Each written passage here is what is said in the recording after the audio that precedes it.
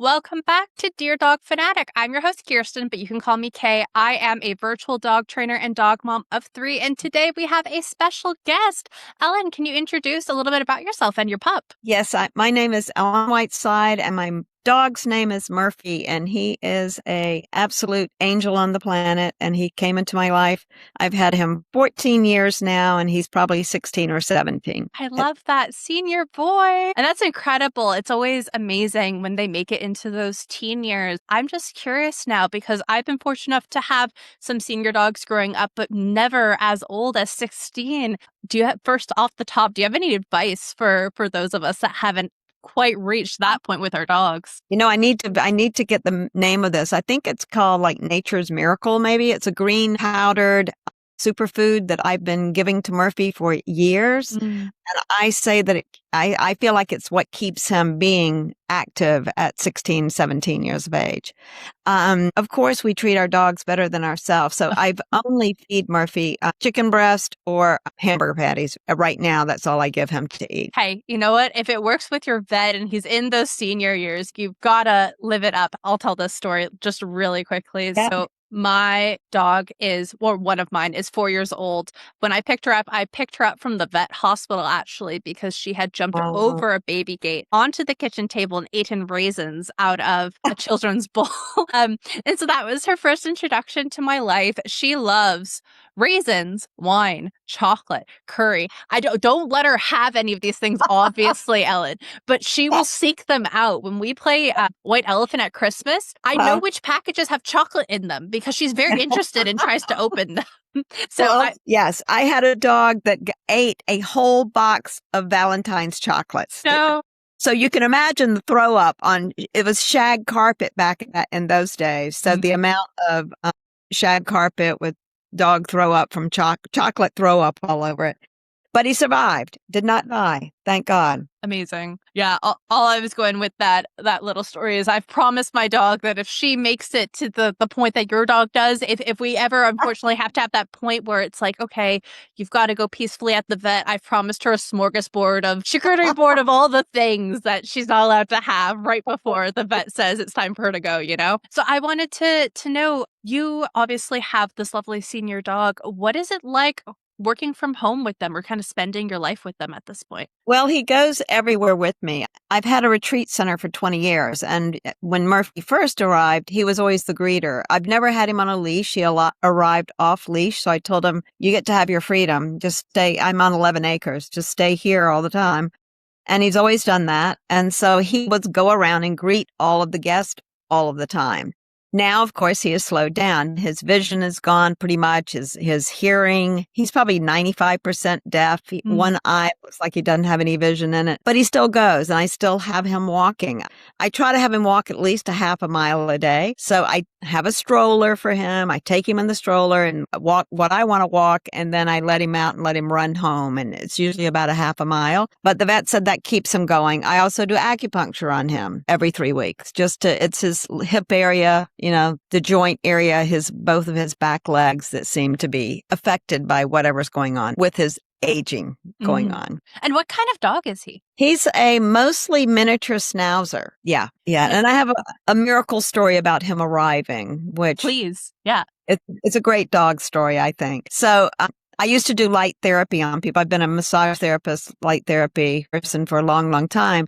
And this woman told me, she said, I've had the same dog 3 times in this lifetime. And I was like, what? And she said, yeah, every time he dies, I tell him to come back to me. He's been 3 different breeds, but I always know it's him because he plays in his water bowl with his front paws to confirm it that, hi, Mom, it's me again. And so hearing that, I'm like, really? So I put out into the universe. I was like, okay, I've always had terriers. I put out the 3 terriers, last ones I had, and just said, come back to me. Months later, and I'm in the country. I'm 2 miles from a regular road. A obvious groomed dog, which never happens, appeared on my porch, Murphy. And we locked eyes and we have been inseparable ever since. So amazing. This is dog distribution system. You hear that often with cats, but wow, the fact that your dog showed up for you on your porch, that's amazing. And he's worked with me for 20 years.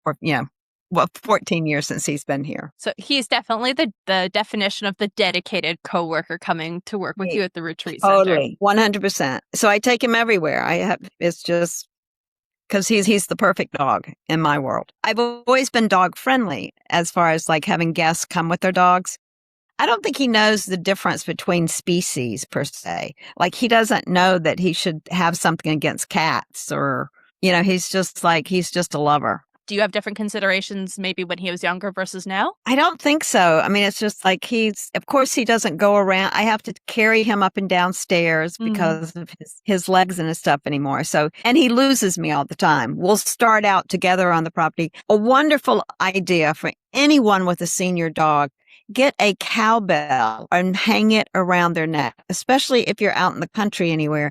You can always hear where they are because Murphy doesn't hear me. I mean, I can my head off. He can't hear me, but I can hear him. I can hear the cowbell and I can find him because of that. If he's, like, where are you? And he wanders off, but usually he knows how to get back to my house. So he will usually he'll come here before I get home and I'm somewhere else walking around the property. But yeah, cowbell is like an essential item for an older dog. I couldn't do it without it. I can always hear Murphy coming wherever he is. No, that's such a good idea. It reminds me back. I've done a few different things in the dog industry. Obviously, now I'm a virtual dog trainer, behavior consultant, but I've worked at boarding facilities, daycare. I was a dog walker, and it reminds me hiking in the backcountry with the dogs. Similarly, we'd put the bells on them just to make sure that the bears were aware of their presence and knew to stay away from us. Yeah. So tell us a little bit more about your retreat center, because obviously it's very exciting. The fact I know dog owners and lovers out there, it can be quite difficult to find accommodation to bring our dogs to, let alone a place where we could host retreats for our businesses or for friends and family and bring our dogs along. And you know what? I'm reaching out to different people to put their eyes on Sacred Grove. And what I really want to do is host some dog events here because, and have it be that to raise money for shelters or doing something like that. So I'm going to look at finding some local shelters or someone that wants to partner. And my retreat center is it's really magical land. There's a labyrinth on site. There's a vortex here. The healing energy of the place is amazing. And I've always been dog friendly. I mean, that to me, because I've never had children, I've always had dogs. So it's like being able, and I know people traveling. I rescued someone that was part of the Helene disaster up in Asheville, which is 3 hours from me. And they had 5 dogs. Now, how many places are going to allow 5 dogs to come? Yeah, I will. So, That's incredible. You're speaking my language as somebody who has 3. It can be, and mine guys aren't even necessarily huge dogs. Mine are 33 pounds and under, but it can be quite difficult to find a place. So that's incredible. Yeah. So tell us a little bit more just about the grounds, because of course I've not yet had the privilege to come visit you. Is it more of a forested area or more in the countryside? What does it look like? Well, I'm in the countryside. I'm on 11 acres. I have 5 different structures for people to stay in. So part of it is wooded. There's hiking trails through part of the woods. And then in the other woods, I have 3 yurts on the property, a small cabin, a log house, and then the primary retreat house, and then another gathering space yurt. So I have a various sundry thing, outdoor showers, composting toilets. So I'm much more rustic, which is very in line with dogs. And and being able to have them off leash. I mean, it's fascinating to me. I can see the difference in city dogs that arrive because dogs pick up our energy. So if we're living in the city and you're stressed all the time and your dog seems stressed all the time, I've seen dogs get out of the car and they're like, and then by the time they leave, especially at one point I had 2 other dogs from a couple that was living here on the property who are totally chill dogs, and Murphy's totally chill. So a dog will come and they'll witness what? I feel like they're like, I could be like that. And they just end up calming down by the time they leave. A lot of time you can tell just like their human is calming down from getting out of the city and witnessing a stress-free area. They do too. So it's fascinating how much the energy of nature really heals on so many levels, I feel. Well, it gives them the opportunity to have the most incredible safari as well. If you're not familiar with this term for you or my listeners, a lot of us dog trainers will say, the walk is for your dog as much as you possibly can. Let them sniff. It does a lot to their brain. We've seen a lot of research come out recently about the positive effects that walking in the forest or out in nature can have on us humans. It's the same with the Yeah. dog. So I totally believe you when you say that just the energy and being out in nature really does make a difference on their mental well-being and their nervous system. And it sounds like you have some great mentor dogs on the property, like dogs that are calm, cool, collective, rather steady. So it makes it easy for the other dogs to see that and be able Yeah. to mimic that behavior. Yes.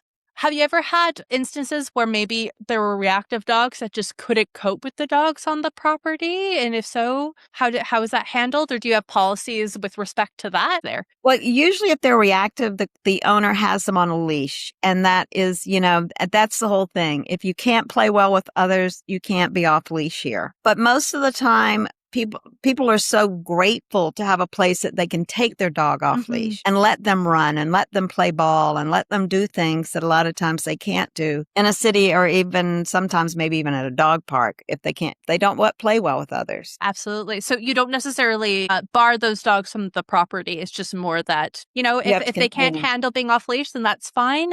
They can stay on leash, but they're still welcome there. It doesn't mean that they can't come enjoy your retreat. Yes, I let everyone come with a dog as long as, because the truth of the matter is most pet owners are really responsible if they're traveling with a pet as well. Yeah, that's a great approach and outlook to have. And I'm just so reminded, my husband is from Ireland, and similarly to you, friends of ours got married in a kind of retreat center with yurts, but the dogs had to stay off leash. So I don't know if I just have this bias, but I'm picturing what your place must be looking like in my mind. And I know I felt it was very at home. It was nice being there. It definitely, you could feel it from everybody. It was the most incredible wedding I've ever been to. And I think that largely came down to the space. Well, do you know what a meditation labyrinth is? You know what a labyrinth is? I know what a labyrinth is. I know what meditation is, but I am unfamiliar with the concept of a meditation labyrinth. I have a beautiful meditation labyrinth. I mean, it's huge. And so you walk into the center, release what you want. And